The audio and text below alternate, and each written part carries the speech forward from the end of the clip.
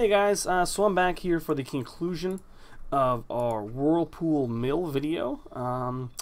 Well, we played 3 matches. We went 1 and 2. First 2 matches definitely showcase the weaknesses of the deck. It doesn't put up a good fight in terms of interacting with our opponent, other than the force snaps and the 4 counter spells. It has a really hard time of racing and really trying to create board parity so we don't just get run over. Match 2 was a very good indication of this, where our opponent went, Carnophage, Sangrophage, and he just essentially beat us down. We're going off here. This is sick. We even kind of went to go off. I'm so excited. In game 2, but he just had too much pressure. In match 1, I would say it was even more embarrassing for the deck, because that deck really is more of a control deck, a more grindy mid-range style strategy that we should be able to be faster than. But he was in game 2 just able to put just enough pressure on us with cards like Alms of the Vein and Twins of Mara Estate that he really beat us before we could beat him. What were the things that I liked about the deck? Let's try not to be, too negative about it. Things that were good. Well, 2 Jace's Erasures were good. The games that I felt like we had a chance were the games where we drew multiple Jace's Erasures. It is a powerful effect. Every time you draw a card, you mill them too, is pretty powerful. When you combine that with cards like Gush and Whirlpool Rider, there is the chance for powerful things to happen. I did like Gush. Gush just proved why it's such a powerful Magic card. In conjunction with Whirlpool Rider, you get to see a lot of cards. And I think if there was a Storm deck in the format, I'm not sure. Maybe they would play a card like Whirlpool Rider. We had some very powerful turns where, float a bunch of mana, play a couple Gushes, Whirlpool Rider with like a decent amount of mana floating. You can probably go off if we had like some Might Reach Familiars. Maybe we'll experiment with that in the future. Again, tell me what you think in the comments. As for what I didn't like, I guess I kind of already mentioned. The first time I've actually gone off, which is pretty exciting. 4 counterspells, especially when you want to be tapping out for Jace's Erasure early.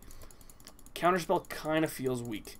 The problem is that you have so little actual mill in the deck that you need your Jace's Erasure out as early as possible to get enough, I guess, inconsequential mills off of, draw here, draw here, draw here, that you can't always afford to hold up Counterspell, because you're just not really progressing your board. You have no real cards in your deck that are doing anything to pressure the opponent, let alone their life total.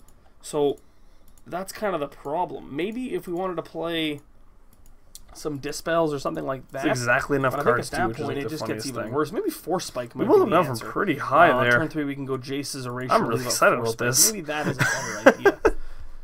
The mana was fine. 18 lands seems like more than enough in this deck. Brainstorm, while it's sweet, I would say it's probably the worst card in the deck. We have no real way to utilize it. It is just a 1 blue.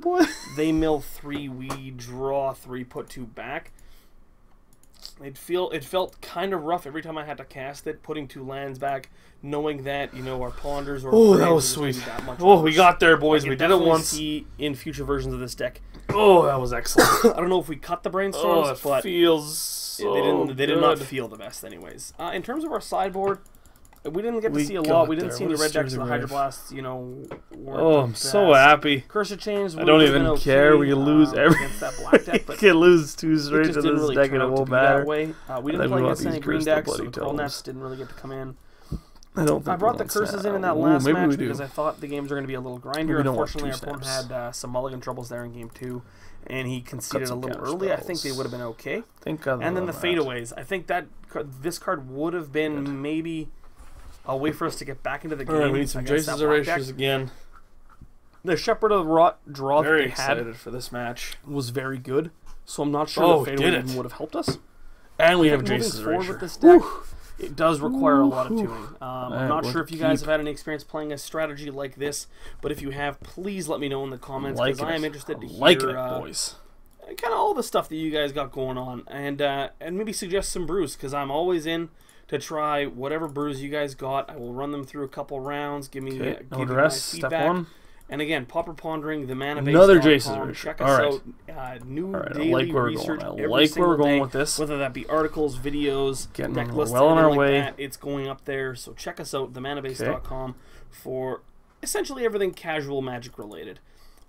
This was Pauper Ponderings with Whirlpool Mill. My name is Austin, and until next Thursday, I will see you next time. All right.